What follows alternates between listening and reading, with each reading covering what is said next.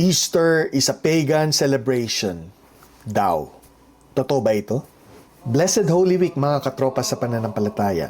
Ipagdiriwang natin ang Pasko ng muling pagkabuhay ngayong linggo. Bukod sa Katoliko na naunang Kristiyano, ang Pasko ng muling pagkabuhay ay ginugunita rin ng ibang Kristiyano tulad ng Orthodox, Anglicans, Episcopalians, Lutherans, Methodists, Presbyterians, Pentecostals o Charismatics, at karamihan ng mga Baptists at Evangelicals. Ngunit alam niyo ba na bukod sa mga atheist at mga secular humanist, may ilang grupo rin na hindi nagugunita ng Easter. Tulad ng Jehovah's Witness, Seventh-day Adventists, at may iba pang maliliit na grupo. Nasa 2 to 5% lang naman sila ng Kristiyano. Naniniwala sila na ang Easter ay isang pagan celebration. Nanggaling daw ito sa pangalang Ishtar na isang pagan goddess. May katotohanan ba ito? Wala. Narito kung bakit.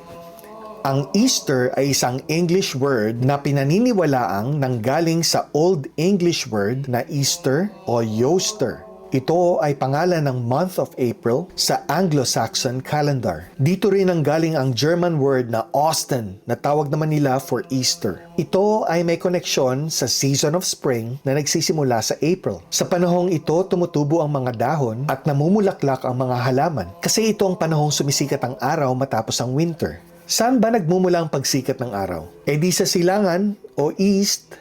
So east, Easter, gets nyo? Hindi ito galing sa Ishtar. Isa pa, in most languages, ang salitang Easter ay nanggaling sa Hebrew word for Passover na Pesa. Sa Latin ay Pascha. In Spanish naman ay Pascua. Ganun din sa Italian, Pasqua. Kaya dito natin nakuha ang salitang Pasko na ginagamit natin for Christmas.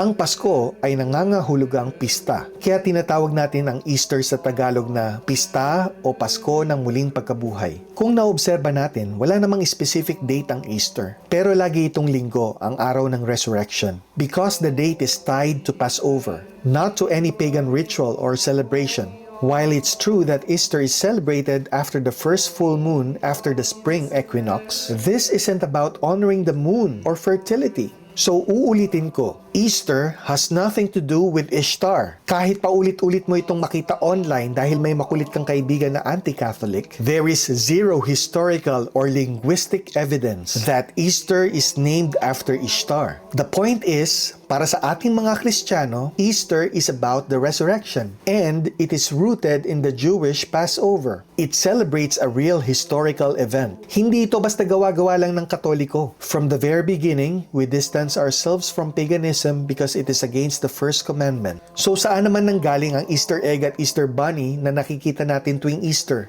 They are cultural customs na walang direktang kaugnayan sa ating doktrinang Katoliko. They come from natural spring imagery. Walang masama dito. You can let your kids enjoy Easter egg hunts. Eggs and bunnies are symbols of new life. We can draw a metaphor na tayong mga Kristiyano ay nagkaroon ng bagong buhay dahil sa pagkamatay at muling pagkabuhay ni Kristo.